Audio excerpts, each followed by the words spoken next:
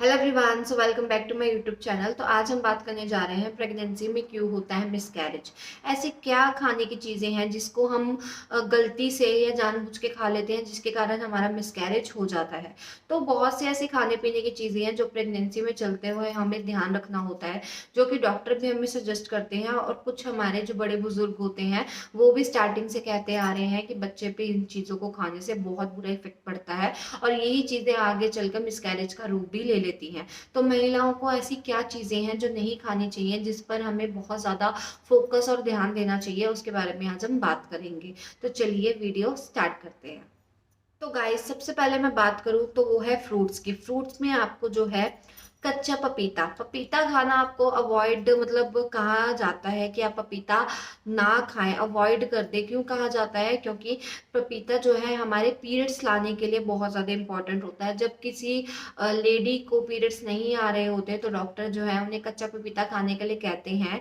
और प्रेगनेंसी में इसका क्या रोल है? प्रेगनेंसी में ये कच्चे पपीते में क्या होता है? लैक्टस।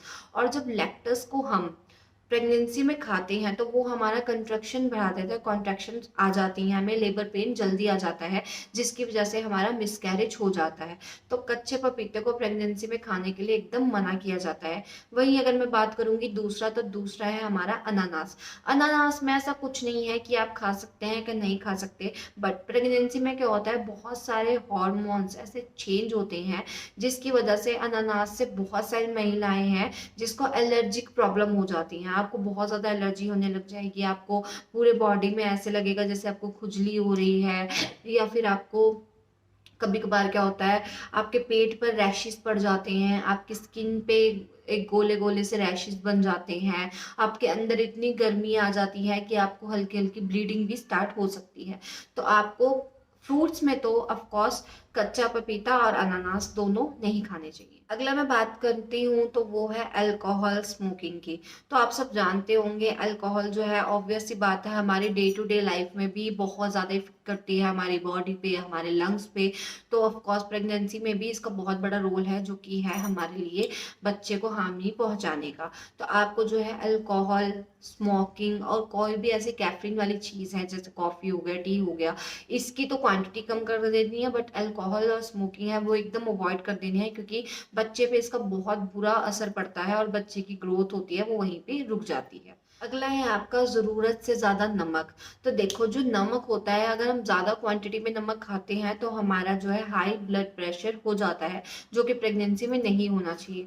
आपके अंदर एक छोटी सी जान पल रही है, अगर आप इतना ज़्यादा नमक कंज्यूम करोगे तो डेफिनेटली आपको हाई बीपी की प्रॉब्लम हो जाएगी। और हाई बीपी की प्रॉब्लम प्रेगनेंसी में अगर होती है, स्टार्टिंग के मंथ्स होगा तो मिसकैरेज हो जाएगा, लास्ट के मंथ्स होगा तो आपको जो है लेबर पेन जल्दी आ जाएगी, जिसकी वजह से आपकी जो है सिजेरियन डिलीवरी करनी पड़ेगी और प्री मेच्योर डिलीवरी भी आपको नजर आ सकती है।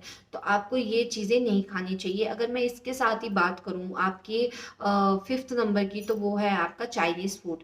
अब चाइनीज फूड आप सब कहेंगे चाइनीज फूड में ऐसा क्या है, तो देखो, चाइनीज फूड में आपका होता है सोया सॉस, और सोया सॉस में बहुत ज़्यादा मात्रा होती है नमक की। अगेन, नमक नहीं खाना चाहिए, तो आपको चाइनीज़ फूड भी एकदम अवॉइड कर देना चाहिए, क्योंकि चाइनीज़ फूड में जो सोया सॉस होती है उसमें हाई नमक के लेवल होने की वजह से आपका हाई ब्लड प्रेशर की प्रॉब्लम होती है।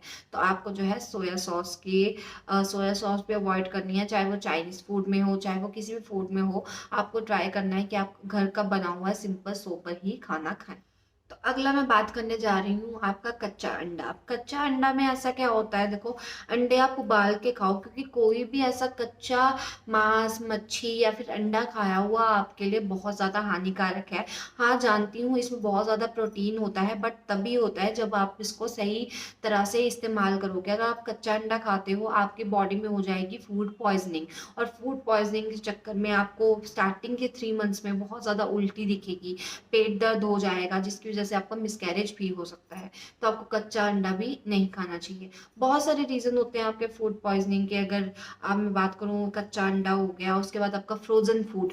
फ्रोजन फूड इसलिए क्योंकि इसमें बहुत सारे प्रिजर्वेटिव्स डले होते हैं जो पॉइजनिंग वाले होते हैं, और हमारी बॉडी में उस टाइम जो लड़ने की क्षमता होती है, आप कह सकते हो, वो बहुत कम होती है। बाहर की बीमारियाँ हमारी बॉडी में जल्दी आ जाती हैं। तो जब भी हम फ्रोज़न फूड अपनी बॉडी में कंज़्यूम करते हैं, उससे क्या होता है, हमारी बॉडी उस पॉइज़निंग से लड़ नहीं पाती और हमारी बॉडी पड़ जाती है बीमार, जिसके चक्कर में अगेन हमको उल्टी-पल्टी की समस्या रहती है। तो आपको इन चीज़ों का भी ख़ासकर ख़्याल रखना है कि आप जो है ये चीज़ें भी ना खाएँ। उसके साथ-साथ मैं बात करूँगी तो वो है आपके आर्टिफ़िशियल स्वीटनेस। पीकेयू डिसीज़ होती है, जिसकी वजह से आर्टिफिशियल स्वीटनेस की वजह से आपको ये डिसीज़ जल्दी पकड़ लेती है, पीक्यू नाम से। इसलिए भी आपको जो है ये नहीं खाना चाहिए, क्योंकि ऐसी कोई भी बीमारी जो आर्टिफिशियल स्वीटनर में बात करूँगी, तो वो पैक्ड फूड जो होते हैं आपका, आपने देखा होगा, एक एक तो डायरेक्ट चीनी होती है, बट चीनी के अलावा जो आर्टिफिशियल स्वीटनर हम डालते हैं, जैसे टैंग हो गया, हम जूसेस पीते हैं और ये पेप्सी वगैरह पीते हैं, इसमें ऑलरेडी आर्टिफिशियल स्वीटनर होती है। तो ऐसी कोई भी चीज़ जिसमें आपका ऑलरेडी ऐसा स्वीटनर डला है, आपको वो भी कंज्यूम नहीं करना चाहिए। उसके बाद एक जो मेरे माइंड में आ रहा है वो है तुलसी का पत्ता। अगर आप पढ़ेंगे तो एक रिसर्च में कहा गया है तो कि तुलसी के पत्ते में होता है बहुत ज़्यादा मरकरी। तो मरकरी जो है बच्चे के लिए बहुत ज़्यादा हानिकारक होता है। वैसे तो ये ट्रस्टेड बाय डॉक्टर्स नहीं है, बट एक रिसर्च ने प्रूव किया था कि आपको जो है प्रेगनेंसी में तुलसी का पत्ता भी कंज्यूम नहीं करना चाहिए।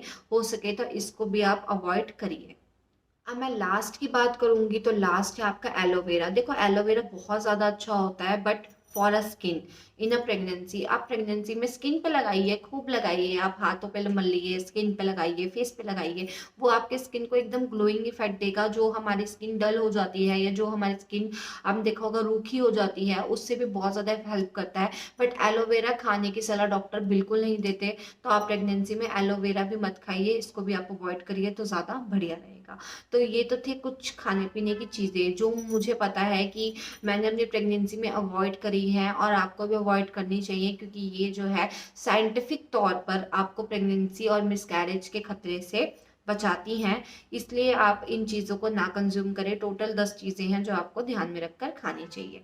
तो चलिए ये वीडियो यहीं ख़त्म करती हूँ। उम्मीद करती हूँ आपको इस वीडियो से बहुत ज़्यादा इन्फॉर्मेशन मिली होगी और आपके लिए हेल्पफुल रही होगी। और मिलते हैं आपसे अगली वीडियो में, तब तक के लिए बाय बाय।